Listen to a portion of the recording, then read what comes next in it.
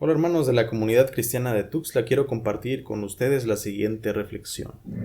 Después de la visitación del Espíritu Santo sobre aquel aposento alto, la iglesia cristiana, ya en el año 33 de nuestra era, comenzó a sufrir transformaciones. Por ejemplo, bajo el Imperio Romano, el lugar de reunión comenzó entonces en las casas de los hermanos, las casas más grandes, y podía reunirse la iglesia allí a celebrar el culto de adoración al Señor.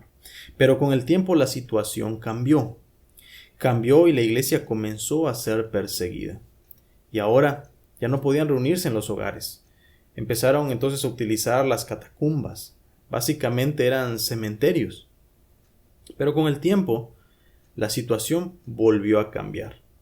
En el año 313, en el Imperio Romano, bajo las órdenes de el emperador Constantino, la persecución cesó y se promulgó aquel edicto de Milán. Entonces el cristianismo dejó de ser perseguido oficialmente y a partir de allí, del 313 en adelante, comenzaron a aparecer los primeros templos en Occidente. Pero si hablamos de transformaciones, podemos hablar también de transformaciones en formas de hacer trabajo. Por ejemplo, posterior a la Reforma Protestante, la Iglesia Evangélica no tenía un programa definido para los niños. Pero con el tiempo la situación cambió. En 1780, un hombre inglés llamado Robert Raikes sintió preocupación por el abandono de los niños de los barrios bajos de su ciudad y diseñó y fundó lo que hoy conocemos como la escuela dominical. Ahora, podemos hablar también en relación a las misiones, cómo se han ido transformando. Durante los siglos XVIII, XIX y parte del XX, los misioneros prácticamente exclusivamente eran blancos, europeos o norteamericanos. Pero esa tendencia comenzó a cambiar poco a poco a partir de los años 60.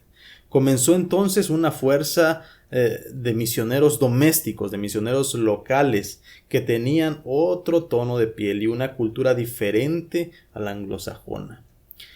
Así que cuando vemos nuestros templos modernos, nuestros métodos, nuestras formas de hacer iglesia del hoy por hoy, nuestras formas contemporáneas, encontraremos que no siempre fue de esta manera, que siempre se fueron dando cambios para llegar a lo que hoy vemos. Vivimos básicamente en una evolución. La dinámica social a través del tiempo ha modificado de alguna forma el cómo hacemos iglesia, cómo viven incluso nuestras comunidades de fe. Pero muchos años han pasado de estos ejemplos que yo acabo de citar. Pero hoy, en el año 2020, la situación nuevamente cambió. La crisis mundial, originada por el COVID-19, ha traído nuevos retos y nuevos escenarios desconocidos para la vida de las congregaciones y para la iglesia en general.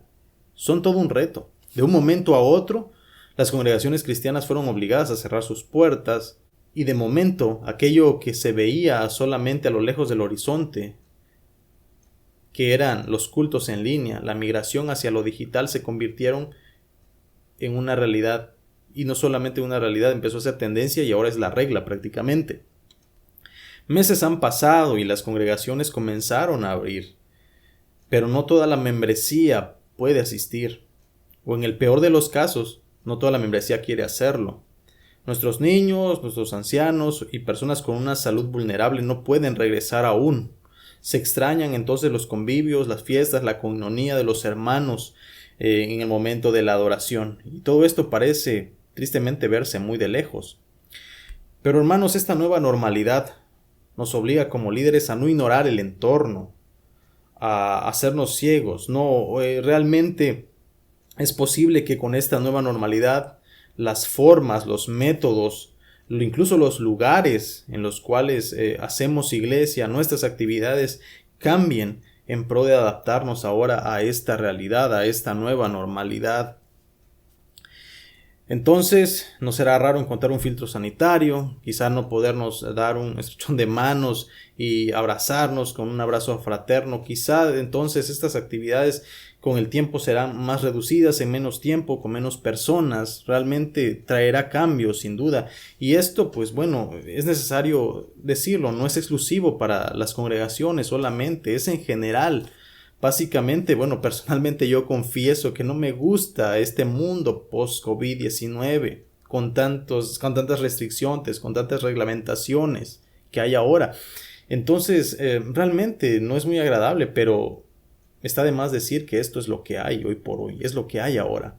Pero antes de lanzar un grito desesperado, hermanos, antes de gritar y en desesperación, quiero que veamos el otro lado de la crisis, el otro lado de esta crisis de salud y el escenario de la nueva normalidad. Y en vez de dar un grito desesperado, yo creo que podemos lanzar un grito de batalla, no un grito desesperado. Un nuevo grito de batalla que diga nuevos retos, nuevas formas de hacer iglesia a la vista. Creo, hermanos, entonces, pensando en ello, que podemos tomar las siguientes consideraciones. Yo quiero dejarles, en conclusión, 5 consideraciones respecto a esto. Ya sea en línea, en los hogares, en el templo, con sana distancia y más allá del templo, hermanos, aun cuando todavía no estamos en actividades, aunque esperamos en Dios que esto ya sea pronto, aun a pesar de ello, hermanos, seguimos siendo cristianos, seguimos siendo hijos de Dios, seguimos siendo la iglesia. Primera de Corintios 6:13 nos preguntaría, ¿ignoran ustedes acaso que son templo de Dios y la morada del Espíritu Santo? Entonces la iglesia está más allá de las 4 paredes, hermanos. También reconocer que si bien esto es duro, yo quiero invitarlo, hermano, a seguir adelante con la obra de Dios, pese a aquello que ya se fue con la antigua normalidad. Hoy quiero invitarle a confiar en Dios y mirar con esperanza el futuro, sabiendo que aún un solo pajarillo no cae a tierra si no es voluntad del Señor. Pero también, hermano, hoy quiero que reconozcamos que esta crisis de salud marcará sin duda entonces un antes y un después en la historia humana, en la forma de hacer iglesia, pero que Dios sigue sustentando a su pueblo en medio de estos cambios, porque ya lo ha hecho en el pasado. Es cierto, venimos de una evolución como congregación, como iglesia en todo el mundo. La dinámica social a través del tiempo ha modificado las formas de hacer iglesia. Pero algo es cierto, hermanos, no la ha detenido. La iglesia pues se transforma, se innova, se contextualiza, pero no se detiene. Las puertas del infierno no prevalecerán contra ella, dice el Evangelio en Mateo 16, versículo 18. Quiero dejar entonces, hermanos, por último, aquel bello canto de antaño. Quiero dejarlo en su mente y en su corazón para que lo recuerde, el cual decía así: en pruebas y en luchas, la iglesia sigue caminando. En pruebas y en luchas, la iglesia sigue caminando. Solo se detiene para predicar. Dios les bendiga.